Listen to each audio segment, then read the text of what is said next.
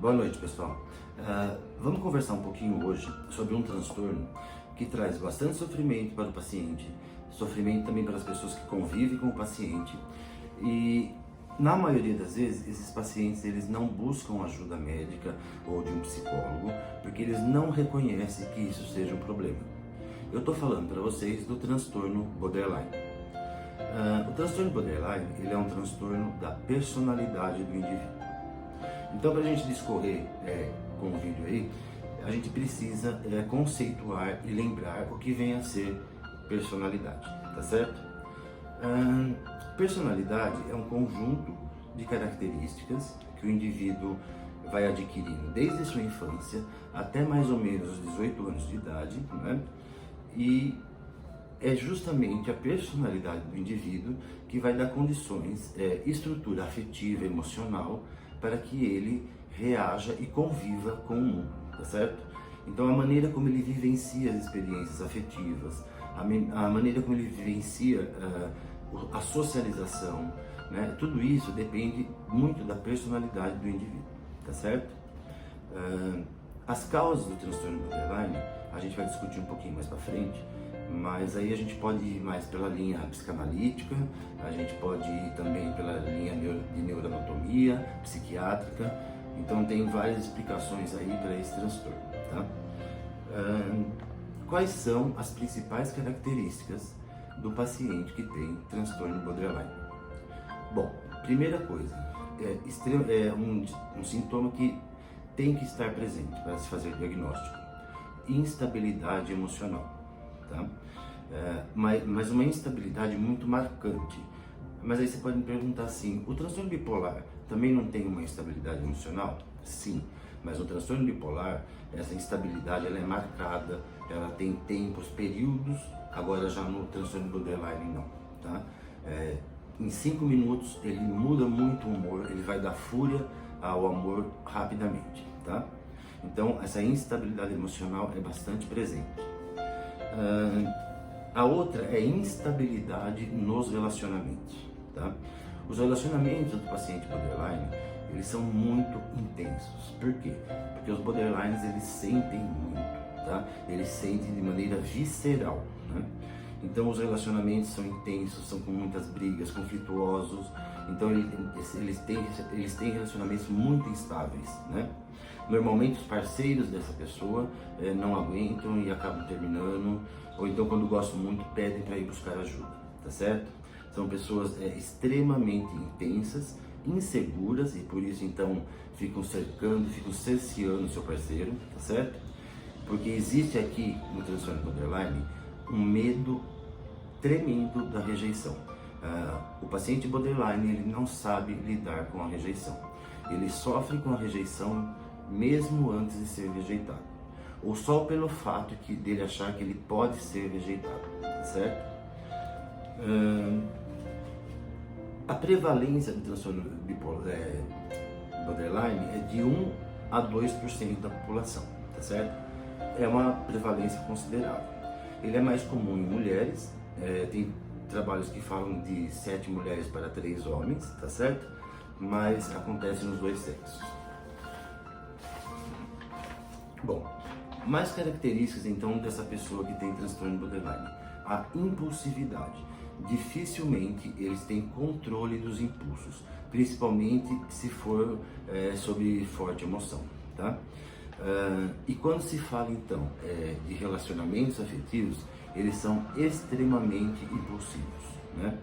Então é aquela mulher ou aquele homem que tem crises de ciúmes homéricas, faz escândalos em restaurantes, enfim, eles são extremamente impulsivos, tá? A gente tem 2 tipos de borderline. A gente tem aquele de baixo rendimento e o de alto rendimento. Ou ainda a gente pode falar os implosivos e os explosivos. O borderline de baixo rendimento é aquele borderline que ele se vitimiza muito, né? Ele faz com que o outro se sinta culpado. Então, ele ameaça cometer suicídio, ele demonstra um sofrimento intenso para o companheiro, para a companheira, né? Até que o outro se sinta culpado e não a deixe. Mas Por que ele faz esse movimento? Esse movimento do borderline implosivo, ele faz porque ele tem medo da rejeição, ele tem medo do abandono, tá certo? Ele tem um pavor de ser abandonado. Muitas vezes o borderline, ele percebe que a relação não está indo muito bem, ele já procura um outro parceiro, uma outra parceira, trai a pessoa que está, porque ficar sozinho para o borderline é a mesma coisa que ele estiver vazio, né? Então, o medo da rejeição, o medo do abandono, torna as relações com o borderline bastante complicadas, tá? E o borderline explosivo, ele já age de uma maneira diferente, ele responde a esse medo de uma maneira diferente. Ele gera uma raiva, né? Um ódio, uma fúria com relação ao outro, que não atendeu às expectativas dele, né? E aí ele é capaz de fazer qualquer coisa para prejudicar o outro. Então ele vai do amor ao ódio, né? É muito comum se encontrar um borderline que conheceu alguém e 2 semanas é o amor da minha vida, estou apaixonado, e daqui 1 mês a pessoa é a pior pessoa do mundo, tá certo? Porque não atendeu às expectativas que ele criou ou ela criou em relação a outra pessoa. Essa questão de criar expectativas no borderline funciona assim. A sua autoimagem, ele prejudica muito. Ele se vê sempre muito pior do que ele é. E a autoimagem do outro, ele hipervaloriza. Então ele faz uma idealização do outro, né? Só que quando o outro não corresponde a essa idealização que ele faz, ele entra em sofrimento profundo, e se ele for um borderline implosivo, ele vai entrar em sofrimento, depressão, suicídio, vai tentar suicídio. Agora, se ele for um explosivo, ele vai se virar contra o outro com muita raiva e com muita fúria, certo?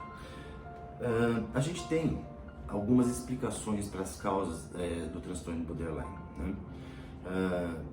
Tem estudos que dizem que as pessoas que têm transtorno borderline sofreram abandono, principalmente o abandono materno, que as expectativas da criança, as expectativas afetivas de carinho e de proteção não foram devidamente dadas.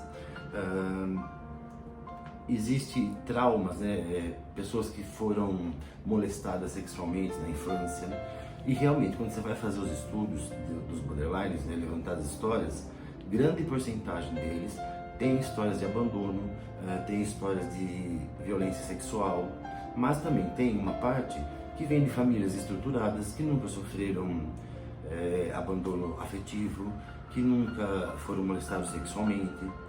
Então a psiquiatria continuou estudando e buscar mais causas que pudessem explicar para a gente, principalmente esses que tiveram uma vida em casa, com a família, e início de vida adequada, né? Então aí a gente começou a pesquisar, e alguns exames de neuroimagem mostrou que o cérebro do borderline tem algumas diferenciações. Por exemplo, a amígdala e o hipocampo, eles são menores do que a população em geral. Veja, a amígdala é uma estrutura que ela é responsável pelas emoções, né? O hipocampo, ele é responsável de como a gente lida, né? Como a gente lida com a irritabilidade, como a gente lida com a resposta social, tá certo? Outra estrutura que a gente viu que está comprometida também é o córtex orbitofrontal, né? O córtex orbitofrontal, ele permite que a gente filtre as coisas, que a gente tenha o relacionamento social, o comportamento social adequado. E também nos borderlines eles estão diminuídos, né? Agora veja, quando se fala de borderline, até mesmo entre colegas médicos, falar isso não tem cura, não tem jeito, é impossível, é assim mesmo, não tem muito o que fazer. Não é verdade, tá certo, gente? Primeira coisa, o borderline, ele tem uma bagunça emocional, ele tem dificuldade de lidar com as emoções, ele tem dificuldade de lidar com os sentimentos, né? E um medo exagerado de ser rejeitado e ser abandonado, na verdade. Mas ele tem o psiquismo, né? Ele não tem distanciamento da realidade, né? Em alguns casos mais graves, ele pode ter sim surtos psicóticos, mas isso é muito raro, né? Então, qual o tratamento para o paciente que tem transtorno borderline? Primeira coisa, extremamente necessário, mais do que medicação, que esse paciente faça psicoterapia, que tenha um psicólogo que o acompanhe. Por quê? Porque precisa organizar os sentimentos desses pacientes, né? Ele precisa organizar aquela bagunça, aquela instabilidade que está lá dentro, né? Eu estava vendo um vídeo esses dias e eu vi um comparativo, acho que foi até da Eureka, e eu achei bastante interessante, né? Mesma coisa que vocês pegarem um soldado, mandarem para a guerra, né? E aí esse soldado está lá guerreando, e quando a guerra acaba, ele não se dá conta que a guerra acabou e ele continua guerreando. O borderline é mais ou menos isso, né? Ele continua se protegendo, ele continua reagindo, ele é reativo, né? Mas ele não sabe que aquela fase onde ele foi maltratado, onde ele foi abandonado, já passou, né? Então acho que um bom psicoterapeuta consegue mostrar para ele, a guerra acabou, né? O psiquiatra, o médico, ele pode sim ajudar com medicações que ajudem esse paciente a conter os impulsos. Por quê? Os pacientes borderline, eles têm muita dificuldade de conter impulsos, tá certo? Então, dá para melhorar muito, dá para ter uma vida tranquila, dá para se relacionar de maneira saudável, mas primeira coisa, precisa assumir que tem esse transtorno, precisa tratar e precisa se dedicar ao tratamento, tá certo, gente? Porque isso é muito comum no paciente, né? O paciente acha que o tratamento depende do médico ou depende do psicólogo. Não. Nós damos as ferramentas, mas vocês têm que construir a casa, tá certo? Então, assim, se vocês se reconhecerem em alguns sintomas desses, se conhecem alguém e se acha que essas informações elas são valiosas, eu peço que repliquem esse vídeo, tá certo? E qualquer dúvida pode deixar aí embaixo que na medida do possível eu vou responder.